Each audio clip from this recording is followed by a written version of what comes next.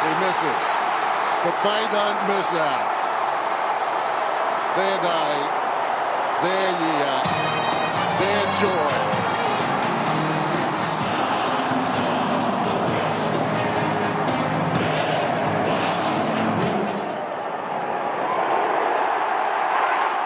Okay, so welcome to another episode of The Protected Zone. My name is Eddy J. I'm in Sydney, and on the other side of the world is my co-host. Tang, Anam in Tokyo, or in fact, I'm not in Tokyo, I'm in Nagano, where the Great Winter Olympic Games was held in 1988 or something. You know, you walk around the town. It's an old town with the big temple and stuff, but there's always there's 5 rings here and there, and the big stadium. You know, it's totally out of proportion. But people told me here that they had Winter Olympic Games some years back. So the 1988 Winter Olympic Games. I think it was 1988. I may be wrong, but it was hazy when it comes to that sort of part of the history. And more importantly, was AFL played? Not here.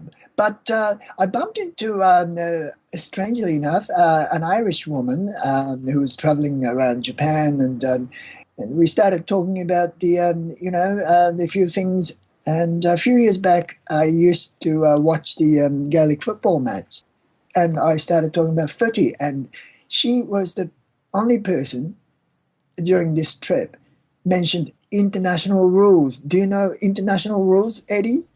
I know a little bit about it, but I generally haven't followed it. I know that it's a hybrid game of Gaelic rules football, that's the Irish game, and Australian rules football. But for me, it's not satisfactory. They've got something that looks like rugby union or rugby league goalposts. They've got a soccer type of netting at the back there as well. And they've got a round ball as well. It just doesn't work quite well for me. Oh, I know. But from then on, we started talking about. I mean, she know the international rules, and we started talking about how different it is, Gaelic football, even though we are close, but not quite.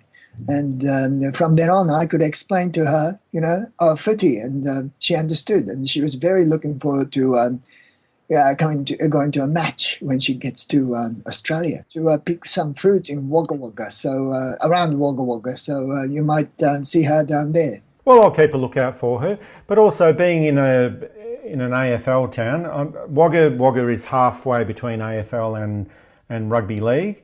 It's actually a centre of all sorts of sports. But there I was looking for the Barassi line, which I never actually found. And it's so interesting being in a town that supports AFL. Like your whole viewpoint on life takes on the shape of a football, and it's quite amazing.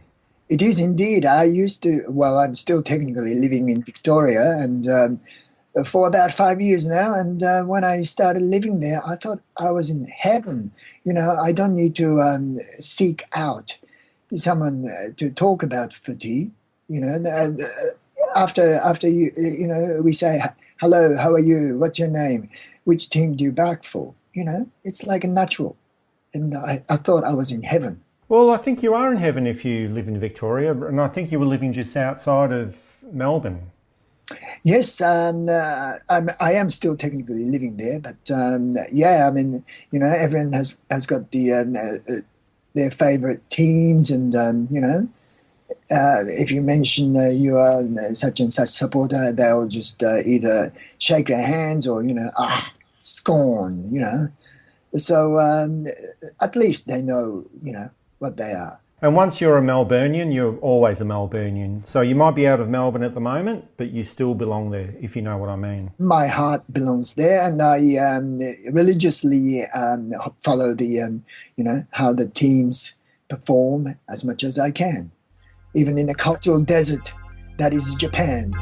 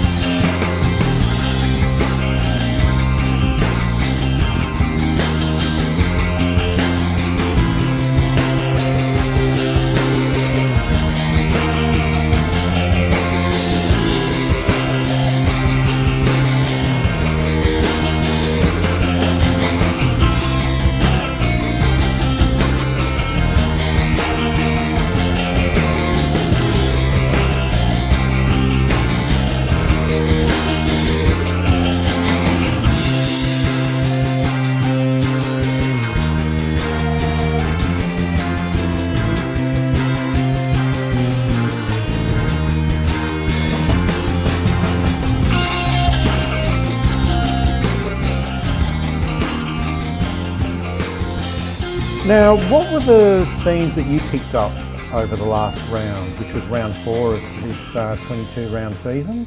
Yes, a month of footy.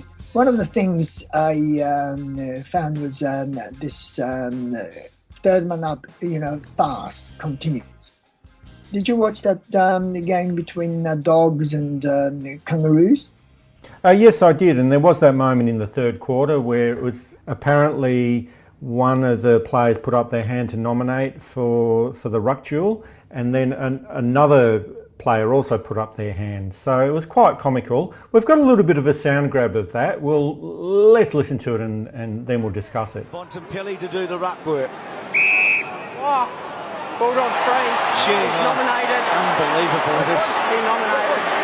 He's afterwards. How are we supposed to know if they're both calling it? He'd already nominated well and truly. Mark's here. Look, Bontempelli's rucking! Look! He'd already nominated. Mark's here. Okay, so just listening into that audio grab, it was absolute chaos. No one really knew what was going on. Even the TV commentator said, Bontempelli is going to do the ruck, and the North player blocked the way passage, and umpire straight away, you're infringing. It was Josh Dunkley. He was the one that ended up getting the free kick. That's right, Josh Dunkley, of course, Dunks. Apparently he nominated quietly to the umpire, even before everything, and he was, blocked by the North Melbourne players. They thought it was obviously Bont.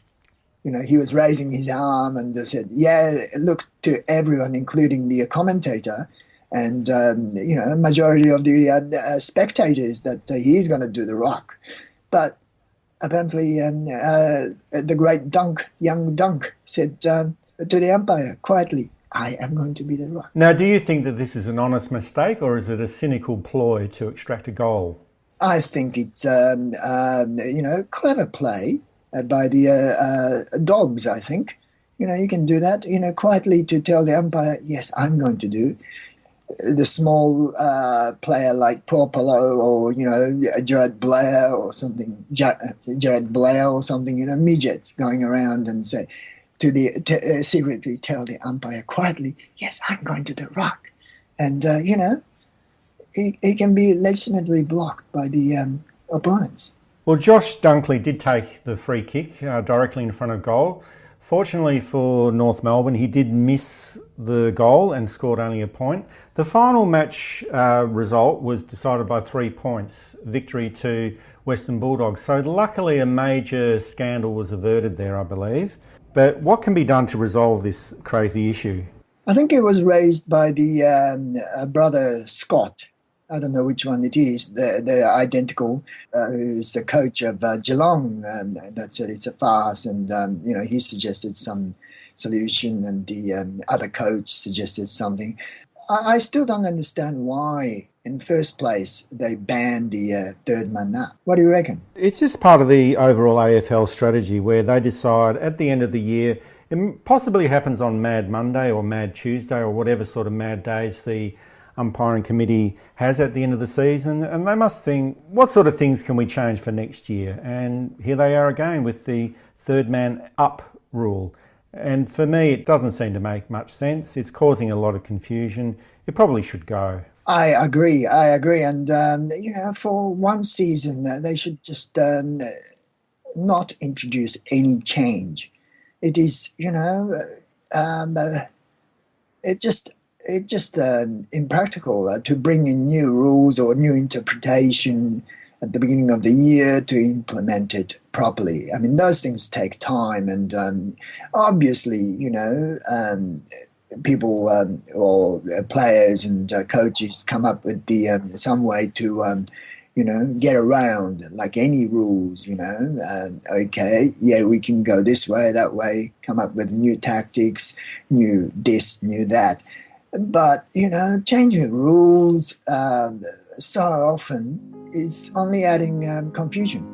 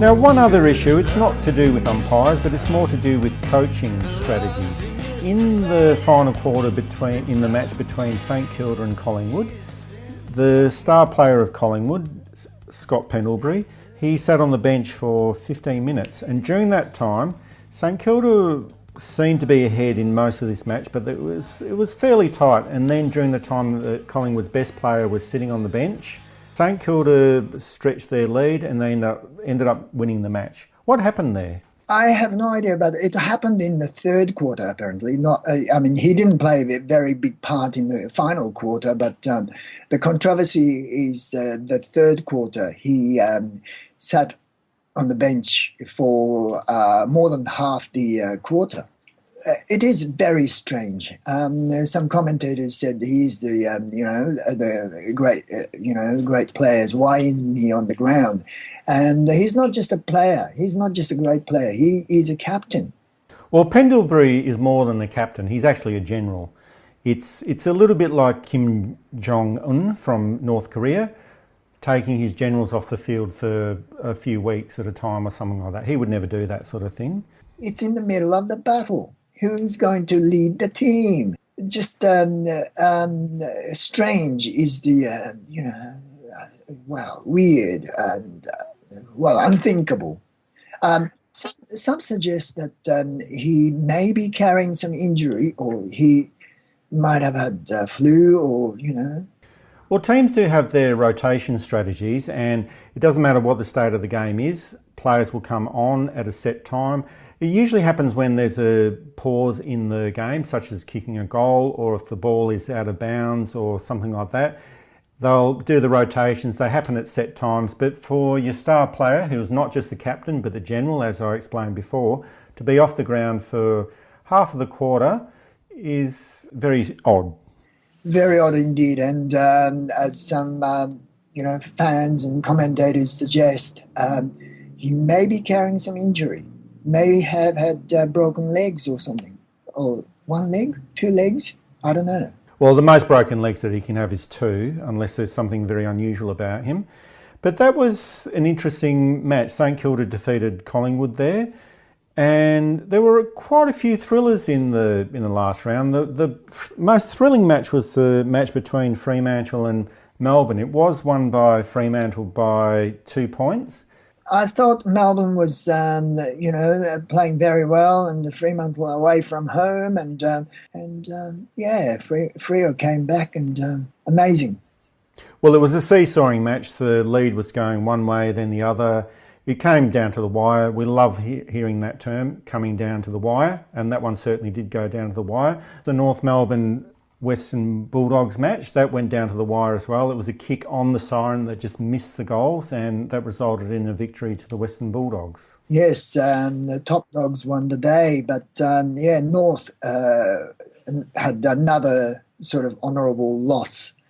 I mean, those games will hurt them. They will, and you can't have too many honourable losses throughout the season. Indeed. And another game, I thought it was quite interesting. There were quite a few extremes throughout the round, and you'd expect that when you've got 9 matches played on a weekend.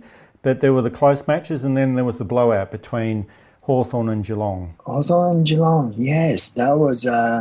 I expected the Hawks to play a bit more with gusto, but they didn't. And they were just... does it show Geelong is a real deal, or Hawthorn being in rebuilding mode? Well, I think after 4 rounds, it's very difficult to say. I think you just have to wait until all the teams have played a few more rounds, or they've played against each other more often. Geelong played pretty well on the Monday. Hawthorn were atrocious. They were 14 points down midway through the third quarter. Then to lose by 86 points, that's just astonishing. Especially the teams that we expected at the beginning of the season that, they will be in the finals or thereabouts, teams like Hawthorn and Sydney. They're sort of closer to the bottom.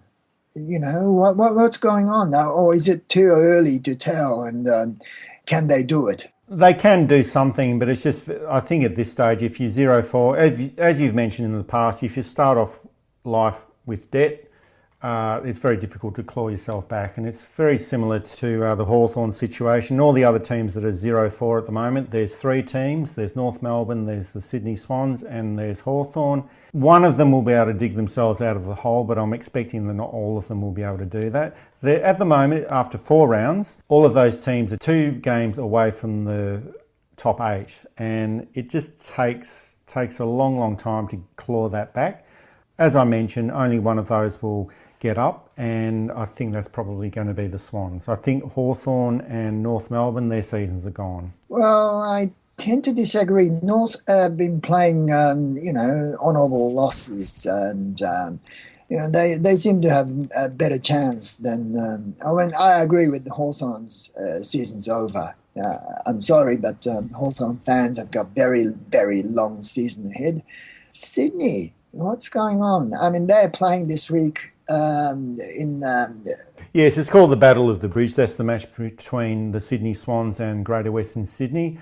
I don't know why it's called the Battle of the Bridge. Who wants to win a bridge? You want to win a cup or something like that, not a bridge. What bridge are we talking about? ANZAC Bridge or Sydney Harbour Bridge or Lane Cove Bridge or Piermont Bridge. Well, it could actually be the Battle of the Bridges, not just one, but quite a few bridges. So they're possibly talking about all of the bridges that divide the east of the city and the west of the city. I'm not sure, but it's quite an unusual name, the Battle of the Bridge. It doesn't really grab me as far as a marketing tool is concerned. It should be a Battle of Colours. The Battle of the Colours, and there is quite a bit of a colour clash there.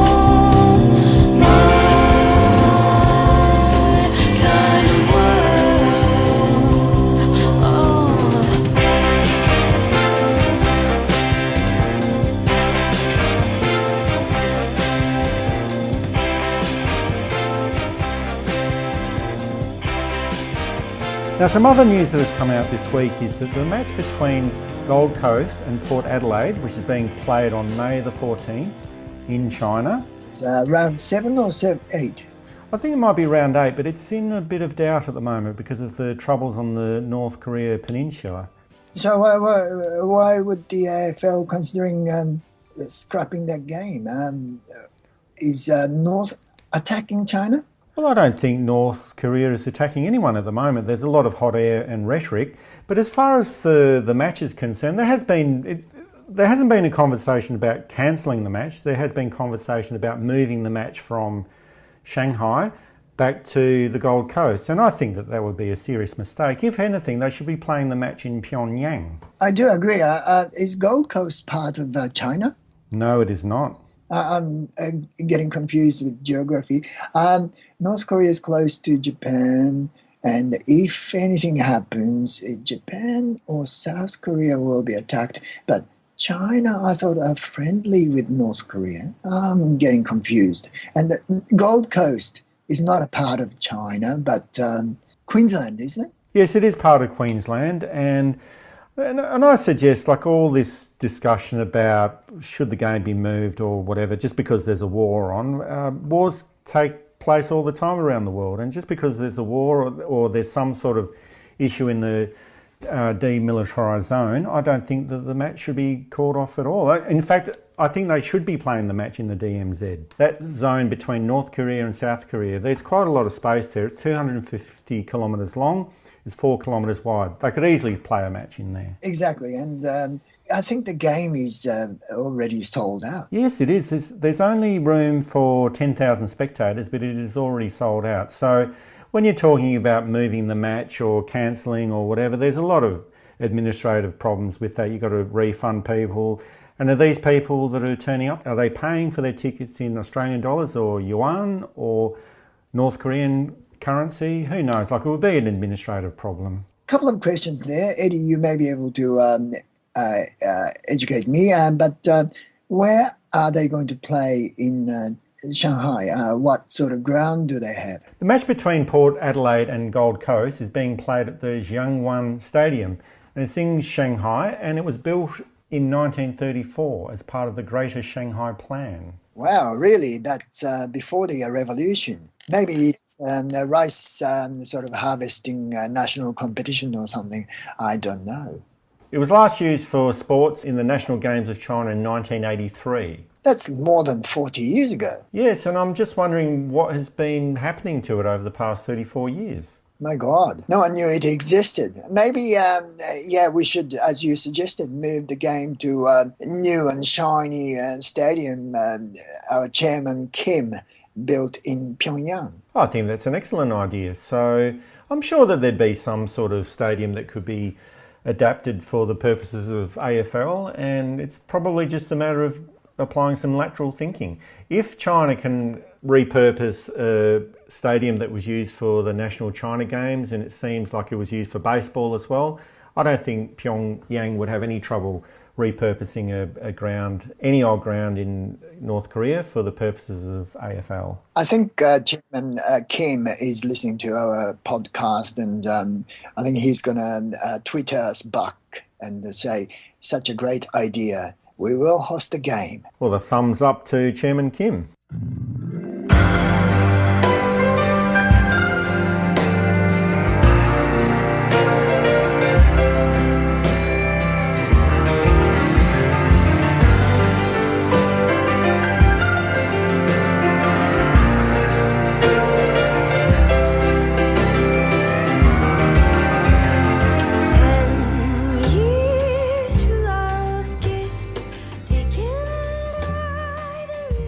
One of the features of our program is to give a new team song to the team.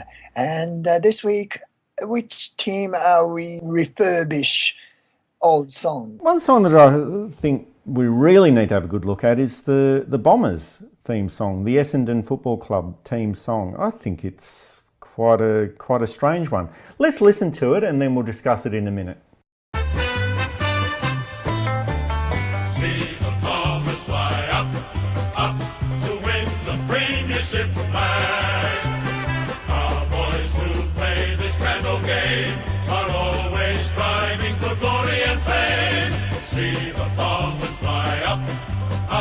We are the teams they don't fear. They all try their best, but they can't get near as the Bombers fly up. So we've just listened to the Essendon Football Club team song. What do you think of it, Lynn? I don't know. I thought it was an old song, but you told me that it was only adopted in 1959 or 1960. Is that right? I believe it was by Kevin Andrews. Is that the politician? No, I don't think it's the politician. I think it must be a different Kevin Andrews. Oh, Kevin Andrews Senior. Possibly. We haven't done enough research on it to see whether it is Kevin Andrews Senior, but I think the Essendon Football Club is a bit of a Liberal Party type of supporter team. So maybe there is a relationship between Kevin Andrews, the Liberal Party, and the Essendon Football Club. You tell me what song they used to sing before the great Kevin Andrews came up with this remake of, what was the song, original song? Keep Your Sunny Side Up. Yeah, it's not a very inspiring song, or it's not a very inspiring title, Keep Your Sunny Side Up. Yeah, and we thought, the Bombers has always been called the Bombers, but it was not. No. They used to be called the Same old. Yes, they were called the same olds. They were called the sash wearers, the Essendonians, which is very 1920s. Yes, and the Essendon Dons. We'll need to have a good think about this, and then we'll let our listeners know what the new team song is at the end of the program. But we got to talk more about Essendon because it's ANZAC Day rounds coming up this weekend. Is it to commemorate that, or are we sort of glorifying the sort of courage and dedication and all that sort of thing? Why do we play, I mean, whatever it is, why do we play footy on that day?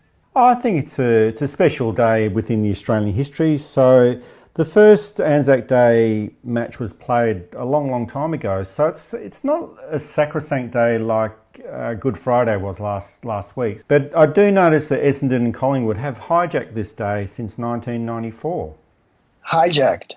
So it had been a sacred day for a long, long time, and it was unthinkable, like playing footy on Good Friday for a long time. Well, it was the VFL at the time, but the first VFL matches to be played on Anzac Day occurred in 1960. And before this, there was actually an Act of Parliament which prohibited that type of activity on the day. Prior to 1960, if Anzac Day fell on a Saturday during the football season, well, they would just postpone the matches until the following weekend. So it's that sacred. It became more of a thing during the 1960s and then 1970s. It wasn't something that happened every single year, but definitely the 1994 clash between Essendon and Collingwood, that was the start of the new tradition. Yes, I do agree. And other teams don't like the idea that those two teams monopolise the day, isn't it? No, they're not so happy about that. They've tried to muscle in over the years. On certain rounds in the past, the AFL has played 4 matches on Anzac Day, starting off in New Zealand, then the Eastern Seaboard, then Adelaide, and then Perth. So it's almost like you've had another Super Saturday of games, starting at 11 o'clock in the morning, then proceeding all the way up until 10 o'clock at night. Right, but they seem to have given up that one for this year. Yeah, so this year it's just the one match on the Tuesday on Anzac Day. So what do you expect to see there? Who do you think will win? It's a very hard one to predict, Eddie, and that's because both teams are showing their deficiencies, obvious deficiencies. Essendon out of match practice. They all seem to need some run in the twos. On the other hand, Collingwood being non-existing forward line, and now the added problem, it seems, there seems to be a sort of communication problem between the coach and the on-field general. So it is a very hard one. Yes, well, speaking of coaches, the Essendon coach, John Worsfold, on the weekend, after they were thrashed by Adelaide, he said that the players have hit a wall. What does that actually mean? I think they ran out of puff, in Netherlands language. Already, after 4 rounds? Yeah, you got to remember, most of them need, a bit more match practice, match fitness, and all that. On the other hand, he might have meant. Adelaide was so good, and it was like hitting the wall.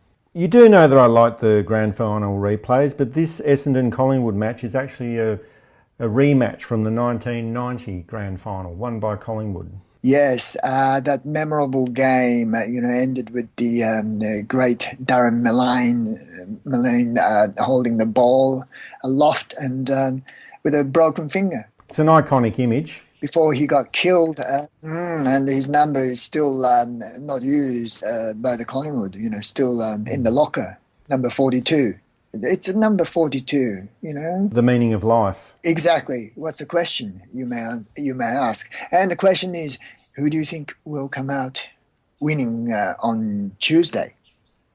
I think it's going to be Collingwood. Does it matter? Well, it probably does. It might save the Nathan Buckley a few more games, but his coaching has been questioned for a long, long time, and it's a hard one. I'll go for the boil over Essendon.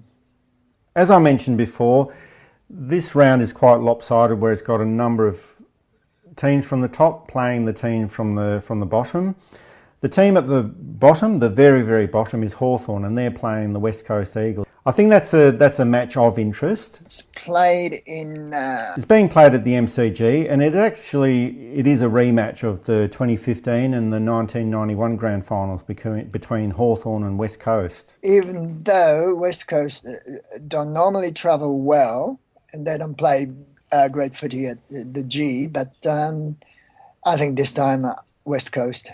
I tend to agree with you, but could there be a big redemption for Hawthorn? For the past 2 weeks, all the discussion within the media has been the end of Hawthorn, the end of an era, what's wrong with this team, how can they improve, they're pretty much stuffed for the next year. There was even conversations about Hawthorn merging with St Kilda. Really? Yes.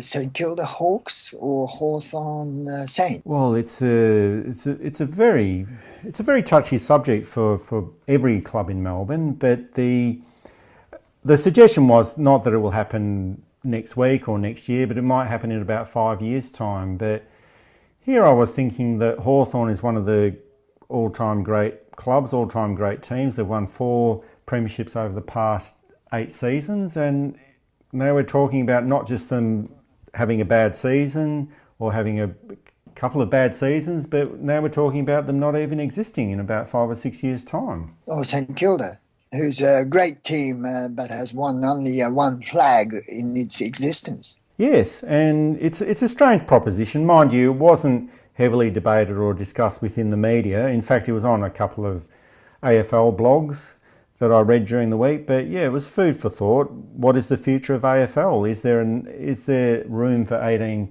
teams in the competition? One of the teams may have to relocate to China or North Korea. Maybe, and we could have a match in Pyongyang every weekend. That would be great.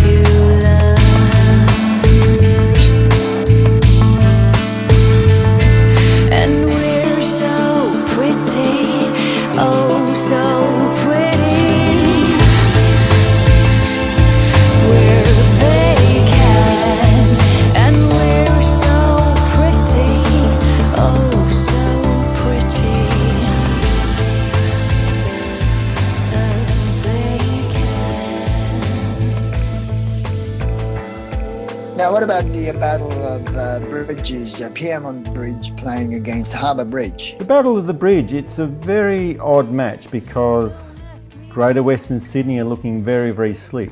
Sydney Swans, the opposite. They're just not playing well this year. They've got the talent there, but something is not working for them. No, and as you said, Great Western Sydney has got very, very attractive forward line. Patton and Cameron and Toby Green, and they're just all playing very well. And goal kickers forward have to kick goals, and they do. And the same with Adelaide. Those top size forwards functioning and firing and kicking goals as the AFL wants. All the matches to be. Yes, I think the theme for 2017 is fast ball movement and lots of goals.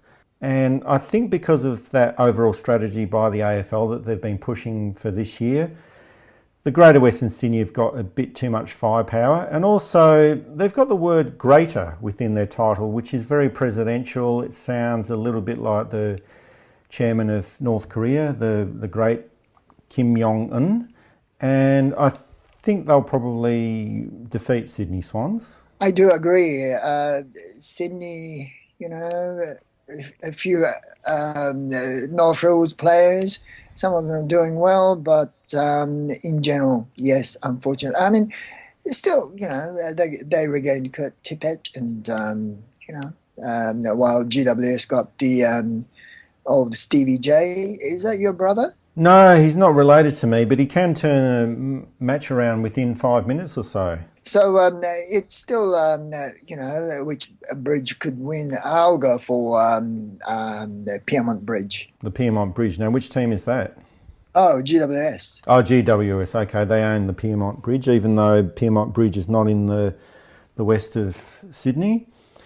I think they might be possibly going for something closer to home. So the Blacktown Bridge, I'd say. Blacktown. Is there any bridge there? I'm sure that there's one bridge in Blacktown somewhere. The other game of note, and I think this is the only other game of note, and it's more of a historical interest for me, it's the match between St Kilda and Geelong. It's another grand final rematch of the 2009 grand final. Every week we have grand final rematches. It is great. It is great. This is a great game. It's a no-brainer. I'll go for Geelong, or you go for Boil Over. Oh, it's hard to know. In this day and age, it's very difficult to know which teams are at the top and which teams are at the bottom, as I mentioned before. Obviously, you can look at ladder positions, but sometimes that just doesn't matter. A team at its very peak can defeat another classy team. So I'm actually going for St Kilda this weekend. Really, you were impressed by their win over Collingwood by 14 points last week? Yes, I was very impressed with their tenacity, their determination. There's just something about the St Kilda side. They change from week to week, but I'm still not 100% sold on Geelong. I think that their massive victory over Hawthorn last week, it was more of a case of Hawthorn being quite pathetic rather than Geelong being absolutely brilliant. I do agree on that. And but St Kilda has got, as you pointed out, inconsistency, while Geelong seems to be on a winning roll. Now, we are running out of time, so we'll just go through the other matches quickly. There's a match in Adelaide between Port Adelaide and Carlton. Yes, Carlton sort of been trying hard this year, but I'll go for Port. Well, I think that Carlton's high water mark, and this is no pun intended, was against Essendon last weekend or the weekend before in the wet, where it rained so much. Carlton's best chances of winning games throughout the season will be when there's wet weather, school levels come right down. Rain is not predicted in Adelaide on Friday night, so Port Adelaide should win that quite easily. Now we've got another Super Saturday where there are 4 matches being played on the Saturday. We've already discussed the Battle of the Bridge. First match in the afternoon, and it's not quite near that traditional time of 2:15 that you absolutely love, but it's at the Docklands, Western Bulldogs and Brisbane. I think I'll go for the Doggies, I think. I agree with you there. Gold Coast versus Adelaide at Metricon Stadium. It's a Gold Coast home game, and they've been playing a good footy, and I was particularly impressed by the Brendan Matera. Oh yes, he's a fantastic player. He's the son of Wally and the nephew of Phil Matera. Great Matera clan. Yeah, I'll go for the Boil Over here. Gold Coast it is. Another match on Saturday night, Fremantle, North Melbourne. I'll go for Fremantle by a little bit, and North Melbourne another honourable loss. Now the final match that we need to not so much analyse but just work out who's going to win. It's the only match between 2 top 8 teams, and it's Richmond against Melbourne. Strange, isn't it? They are both in the top 8. And is Richmond a real deal? Well, we've asked this question virtually every round this season so far, and it's still it's still not sure. We're still not sure whether they're the real deal or not. We're still not sure if Melbourne is the real deal. Melbourne, I'm not impressed. And on the other hand, Richmond, I was very impressed. So I'll go for Richmond. So it looks like they might be 5-0 at the end of the round 5. Yes, they've got the very, very good draw. Well, we'll see how the rest of the season pans out for them.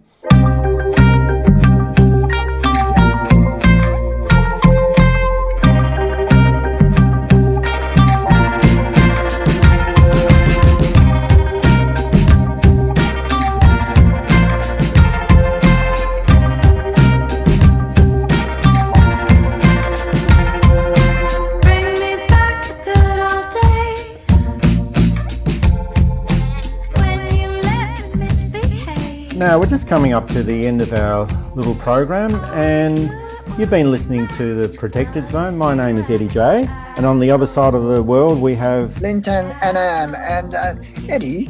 I'm going back to Padang next week. Fantastic, so we'll be able to do the broadcast from Sumatra next weekend. Exactly. I wonder if they are playing footy over there. Well, I think you'll have to inspect that for us. But this week we're going to go out with the new team song for Essendon, and as we mentioned before, the Sunny Side Up, that is not a great song. It doesn't work well for them. But here's the new Essendon team song, and hope you enjoy it, and we'll see you next week. See you next week, and the Essendon team will learn the new team song by ANZAC Day.